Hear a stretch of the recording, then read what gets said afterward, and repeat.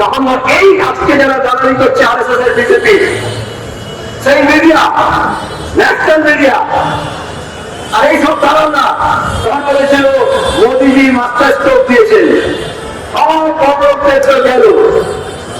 হ্যাঁ, এরা কি আমাদের কালিয়া?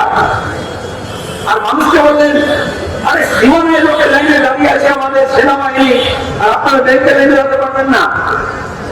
তারপরে কত টাকা এলো, কত টাকা গেল, কত টাকা জমা হলো, কত টাকার কালো টাকা বেরোলো, কিছু বলেছেন? তিনি বলেছিলেন এদেশের বুকে আশার আসক নেমে আমরা বামপন্থীরা লড়াই করেছি 18 বছরের ভোটাধিকার দেওয়ার জন্য, জনগণকে স্বীকৃতি দেওয়ার জন্য। এদের সামনে আসার পরেও, সরকার আসার পরেও 18 বছরের ভোটাধিকার ছিল না।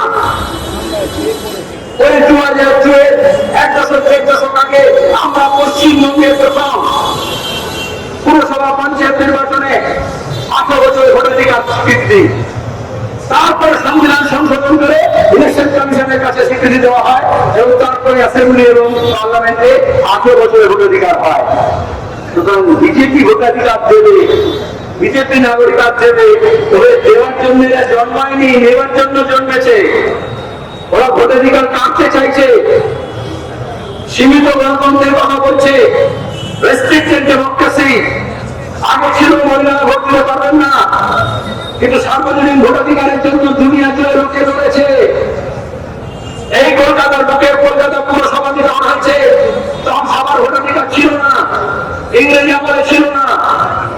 এখন যে বলছে জমি দলিল করো, তখন ভোটার লিস্টে নাম তোলাকে দেখা হতো যে ট্যাক্স দিচ্ছে, খাজনা দিচ্ছে, জমির মালিকানা আছে, সে নাগরিক, তার ভোটার অধিকার থাকবে। এখন যারা বলছে ওই ফর্ম ফিল আপ করবেন, নথি জমা দেবেন, ভোটার লিস্টের নাম কি উপর হিসেবে সিএ করে নিয়ে নাগরিকতা আপনাকে দিয়ে দেবো, মামলাবাদী না। এই সরকারটা এত জনদরদী না। এসআইআরটা এই জন্য করছে না যে যারা মধু আছে, যারা নমশূদ্র আছে, যারা উদ্বাস্তু আছে, আমরা বলি উদ্বাস্তু, আমরা বলি শরণার্থী, আমরা বলি ছিন্নমূল মানুষ, আমরা বলি বাস্তুহারা। এই শব্দগুলো দেখবেন বামপন্থী। বিজেপি আর বেশি বলবে প্রস্পেরিয়া, তুই বোকা, বলবে না আপনাদের সব পুরো করে খাচ্ছে। তারপর তো আরো আছে বাংলাদেশি, রোহিঙ্গা, জেহাদি, আমাদের মধ্যে থাকে। ওই কলকাতার মধ্যে ছিল না রুটি আর বাংলা, কিন্তু 2003 এই কলকাতায় রাজ্যের মধ্যে কে পূব থেকে এসছে, কে পশ্চিম থেকে এসছে, এই নিয়ে কোনো ভেদাভেদ ছিল না। যখন ভোটার লিস্ট ডাউনলোড করবেন, আপনার স্মৃতি দেখুন 2003 ডাউনলোড করুন। যখন নীল সাদাও ছিল না, গেরুয়াও ছিল না, যখন মোদী ছিল না, মমতা ছিল না, তখন ভোটার লিস্ট করার সময় বাংলাদেশি, রোহিঙ্গা, নাগরিকতা এসব ছিল না। কে লুচি পরে, কে চিড়ে খায়, কে মুড়ি খায়, কে গরুর মাংস খায়, এগুলো ছিল না। বিদেশে থেকে এক অনুযায়ী ভোটাধিকার দেওয়ার জন্য এইসব দেখার বিষয় না। আর তখন আজকে বুঝতে হবে, যারা মনে করেছিলেন বিজেপিকে কালকে কুমিরানোর মতো করে নিয়েছে বাংলায়, বামপন্থের বিরুদ্ধে লড়বেন, দক্ষিণপন্থীদের জায়গা করে দেবেন, সাম্প্রদায়িক উন্মাদনা তৈরি করবেন, প্রত্যেকটা বিষয় কারবার, শিক্ষা, স্বাস্থ্য, সব পোশাক, আশাক, খাদ্য সবতেই হিন্দু মুসলমান দেখবেন। তার আজকে দাঁড়িয়ে করার দায়িত্ব নিতে হবে না। ভোটার লিস্টে 2002 হলো, তখন কি আতঙ্ক ছিল? অনেকে বলছেন আমাদের জানতাম না কি হলো, কারণ ইলেকশন কমিশনার, সরকার, ডিএম, এসডিও, বিডিও, বিএলও তারা নিজের নিজের কাজ করেছিল। আর এখন বলছে কেন্দ্রের মন্ত্রী সুকান্ত, মানে নাম হয় না, সুকান্ত কত বছর নাম নিলেও তবে সুকান্তের প্রতি একটা অপরাধ হয়ে যায়, কেন্দ্রের মন্ত্রী সুকান্ত। এখানে যাদের গা থেকে গন্ধ বেরোয়, যাদের ঘামে গন্ধ থাকে, গামছা পরে ঘোরে, হেঁটো ধুতি পরে ঘোরে, গ্রামীণ, গ্রাম্য, গৃহ, যারা বস্তি, যারা কলোনি, তাদের অধিকার থাকবে একই, আদানি আম্বানির অধিকার। তাহলে অর্থনীতিতে যেরকম অধিকার নেই আপনার, আপনি চাইলে গ্র্যান্ড হোটেলে গিয়ে কিনে গিয়ে চলে একটু বৃষ্টি হয়েছে ভিজে গেছে একটু ওখানে চা খেয়ে আসি, কারণ ইকোনমিক মানদণ্ডে এমন করে দিয়েছে এক্সক্লুসিভ অ্যারেঞ্জমেন্ট আছে। আর একথাই আম্বেদকর বলেছিলেন, একথাই বামপন্থীরা বলেছিল যে আমাদের সংবিধান, আমাদের আইন এই ভোটের অধিকারে সমতা দিয়েছে, সবার একটা ভোট, কিন্তু সামাজিক, অর্থনৈতিক, রাজনৈতিক সাম্য হয়নি। তবে বামপন্থীরা বলছে যে অধিকার পেয়েছি রাজনৈতিক যতটা, তাকে আরো প্রসারিত করা।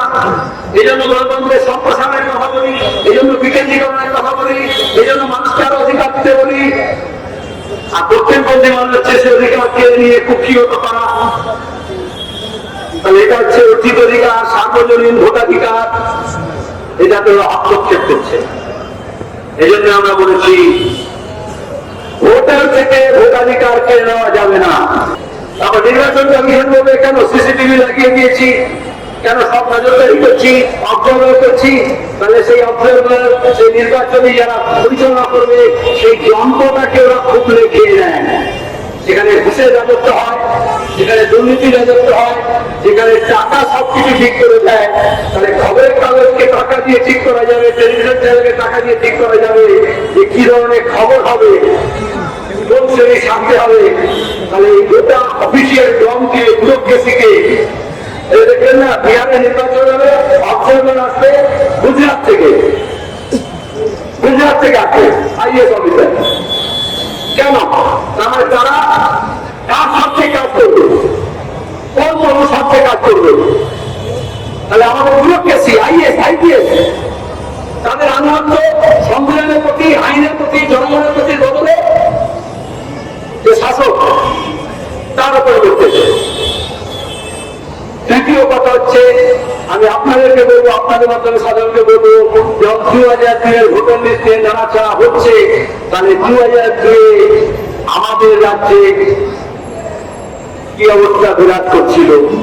শুধু ভোটার লিস্টে কেন, ভোটারদের মধ্যে, নাগরিকের মধ্যে স্কুলের অবস্থা কি ছিল, আপনারা যারা ওই সময় স্কুলে ছিলেন, কলেজের অবস্থা কি ছিল, বিশ্ববিদ্যালয়ের অবস্থা কি ছিল, শিক্ষার অবস্থা কি ছিল, স্বাস্থ্যের অবস্থা কি ছিল, হাসপাতালের অবস্থা কি ছিল, ডাক্তারের অবস্থা কি ছিল, মহিলাদের নিরাপত্তার প্রশ্ন কি ছিল, শিশুদের নিরাপত্তার প্রশ্ন কি ছিল, পাশে গ্রামে ট্রেনে যারা পরিবহন করেন তারা কোন অবস্থার সম্মুখীন হতেন, এখন কোন অবস্থার সম্মুখীন হন, এইগুলোকে একটু ডাউনলোড করতে হবে। কারণ হঠাৎ করে চিফ ইলেকশন কমিশনের মাথায় তা নয়, সামগ্রিকভাবে আমাদের রাজনীতিতে যে নয়া ফাঁসিবাদী ব্যবস্থা তৈরি করা হচ্ছে, যে বিভাজনের রাজনীতি হচ্ছে, আমরা কমিউনিস্ট মনে করি কোন জিনিস আরেকটা কিছু একটা মাথায় চলে এসছে তা নয়, এটা হল পাঠ দেবে নয়।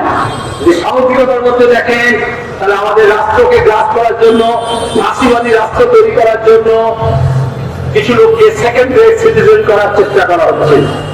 আমরা প্যালেস্টাইনে দেখেছি গাজাতে ছবি কি হচ্ছে, যখন মিসাইল দিয়ে মারতে পারছে না, যখন গুলিগুলা দিয়ে ট্যাঙ্ক দিয়ে মারতে পারছে না, যখন সবাইকে ভাতেও মারতে পারছে না, তার চেষ্টা করছে। তাহলে অন্তত যে ন্যূনতম ভোটের অধিকার আছে সেখান থেকে আপনাকে বিযুক্ত করার চেষ্টা করছে। তাহলে আমাদের এখানে দাবি হচ্ছে সমাবেশী, ইনক্লুসিভ, যাদের নেই ভোটাধিকার তাদের তো সামিল করো, যতজন 18 বছর হয়ে গেছে তাদেরকে ভোট দাও, যারা জানে না, সচেতন নয়, তাদের কাছে গিয়ে তাদের নাম তোলার ব্যবস্থা করো। আর বিজেপি, আরএসএস, সংঘ পরিবারের রাষ্ট্রযন্ত্রের এবং তার অংশ হিসেবে ইলেকশন কমিশনের কাজ হচ্ছে যারা ইতিমধ্যে আছেন তাদেরকেও ডাউটফুল করো, সন্দেহের মধ্যে দিয়ে যাও। তাহলে যে সন্দেহের রাজনীতি তৈরি করা হচ্ছে, হিংসা, বিদ্বেষ, তার আগে এই ঘৃণা, আর তার আগে হচ্ছে এই সন্দেহ। তাহলে একটা সন্দেহের বাতাবরণ তৈরি করা হচ্ছে। কে ভারতীয়, কে ভারতীয় নয়, কে দেশপ্রেমী, কে দেশপ্রেমী নয়, কে একেবারে ঠিকঠাক আর কে খতরনাক। যখন আফগান নকশাল বলে, যখন বিয়ে করে, যখন সার্জিল ইমাম উমর খালিদদেরকে জেলের মধ্যে রাখে, যখন জেএনইউতে টুকরে টুকরে গ্যাং বলে, যখন তপশিলি জাতির মানুষকে নিমা করে গাওতে আক্রমণ করে, তাদের আন্দোলনের উপরে আক্রমণ করে তাদেরকে জেলের মধ্যে ঢোকায়, আর মানুষের মধ্যে একটা সংগ্রহ তৈরি করে, দেখো দেশদ্রোহী আপনার মধ্যে ঢুকে আছে, বিদেশের দালাল আপনার মধ্যে ঢুকে আছে। আসলে গোটা দেশে এই যে জনগণ, তাকে ওরা ভাগ করছে, আদারিং করছে, আলাদা করছে।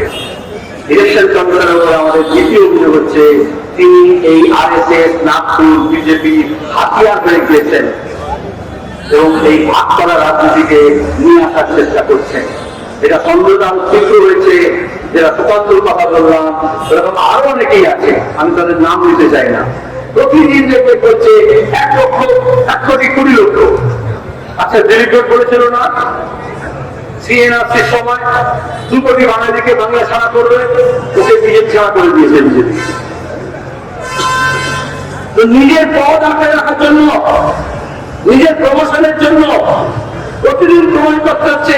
যেমন নৌক মুসলমানরা করে, একটু বেশি করে গরুগ্রস্ত খায়, তাহলে যে আমার মুসলমানরা বেশি প্রমাণিত হয়। নৌক খ্রিস্টানরা করে, একটু বেশি করে চার্চে যায়। ওই রকম যারা নৌক বিজেপি হয়েছে, তারা তাদের গুরুদেরকে সন্তুষ্ট করার জন্য রোজ চিৎকার করছে 1 কোটি 20 থেকে 2 কোটি কত লোককে হোটেল থেকে বার করাবে। আর তাই যদি ছিল তাহলে এত সব যা চলতো মিটিং, অলপাটি মিটিং এর উপর দরকার কি ছিল? এত বিএলও, এত করে যা খরচা করার দরকার কি ছিল? এটা আজকে এরা বলছে না। নানাজি দেশমুখ জনসংঘের নেতা, তখন বিজেপি জন্মায়নি, 70 দশকে লিখেছেন যে দেশে ভোটাধিকার তাদেরই থাকবে যারা হিন্দুত্বকে স্বীকার করে নিয়েছে, যারা হিন্দু রাইটকে মেনে নিয়েছে। তখন বাংলাদেশে আসেনি, সত্য বাংলাদেশ স্বাধীন হয়েছে, তখন বাংলাদেশ তো ভিলেন হয়ে যায়নি, নায়ক হয়নি, তখন নায়ক, তখন বাংলাদেশি বলেনি। তখনই জনগণের মধ্যে বলেছে কার ভোটাধিকার থাকা উচিত আর কার ভোটাধিকার থাকা নেই। মাঝে মাঝে দেখবেন মোহনবাগান এরকম কথা বলে। আজকে মোদী ও RSS এর 100 বছরের সময় এই কথাই বলেছে। কোনরা কাছে যখন বলেছে ডেমোগ্রাফিক মিশন, তার মানে কি? আমরা জনগণনা সে 1871 থেকে চলে আসছে, ব্রিটিশ জমানা থেকে। 2021 জনগণনা আনন্দ ছিল, জনগণনা হলো না, আত্মন্ত হলো না। অমিত শাহ মনে আছে মুম্বাইতে প্রেস কনফারেন্স করে আইপ্যাড নিয়ে বলেছিলেন এই জনগণনা হবে, তারপরে NPR হবে, ন্যাশনাল পপুলেশন রেজিস্টার, তারপরে NRC হবে, আর তার আগে CA হবে। কোনবাজি সরকার তখন এসেছিলাম, কোনবাজি সন্ধি। আমরা এখানে আজকে এসেছি, তার আরেকটা কারণ হচ্ছে আমরা এই RSS বিজেপি ক্রোনোলজি বোঝার চেষ্টা করছি। ওরা সব কথা একসঙ্গে বলেন না, যে তার মধ্যে হিডেন এজেন্ডা থাকে। সন্দেহ তৈরি করছেন মানুষের মধ্যে, কিন্তু মানুষ তো RSS কে সন্দেহ করে, কারণ তারা বলছেন এক, করছেন এক। আমি বললাম জনধন টাকা বলেছিলেন, বলেছিলেন টাকা দেবো, টাকা লুট হলো, আরো 13 টাকা আরো বললো, নোটবন্দি করেছিলেন, কালো টাকা নাকি সরাবেন। মানুষকে বললেন সব ব্যাংকে যাও, 3 রাত এক করে ব্যাংক কর্মচারীদের সঙ্গে মানুষের কত ঝগড়াঝাটি আরম্ভ হয়ে গেল। মনে আছে? যা 500 টাকা, যা 1000 টাকা আছে, না 2000 টাকা কি একটা ছিল, 1000 টাকা সব জমা করতে হবে। মনে নেই? হাইকিং নোট বলেছিল বিদেশ থেকে কালো টাকা নিয়ে আসবে, বিদেশে ব্যাংকে কালো টাকা আরো বেশি চলে গেল, দেশের মধ্যে আরো বেড়ে গেল। বলেছিল আতঙ্ক সমাপ্ত হয়ে যাবে। মনে আছে? ওরা সব নকল টাকা দিয়ে করে সমাপ, আতঙ্ক সমাপ, কালারন সমাপ। তাহলে যা বলে আর যা করে এটার মধ্যে তফাৎ আছে। এমনি এমনি সন্দেহ করছি না। এখনো যে মানুষকে বলছে সীমানা এলাকায়, এখনো যে মতুয়াকে বলছে, এখন যে দস্তকে বলছে, তাদেরকে বুঝে নিতে হবে সন্দেহটা কি। এরা বলে এক, করে আর এক। এই হচ্ছে ফাসিস্ট। ইতালিতে জার্মানি যখন ফাসিস্টটা এসেছিল, বলেছিল সমাজতন্ত্র করবো। এটা খেয়াল রাখতে হবে। বলে দিল আর বিশ্বাস করবেন তা হবে না। আমরা বামপন্থীরা এটা পরিষ্কার আমাদের তত্ত্ব দিয়ে, আমাদের মতাদর্শ দিয়ে, আমাদের রাজনীতি দিয়ে, আমাদের ইতিহাস চেতনা দিয়ে গোটা বিশ্বে যা ঘটছে, দেশে যা ঘটছে, তার উপর দাঁড়িয়ে বলেছে। কেউ দেখে থেকে, কেউ থেকে থেকে। হ্যাঁ, रंग लाती है हिला पत्थरों में पिस जाने के बाद सुरपुर होते ऐसा ठोकरे खाने के बाद 2014 পরে মানুষ অনেক ঠোকর খেয়েছে।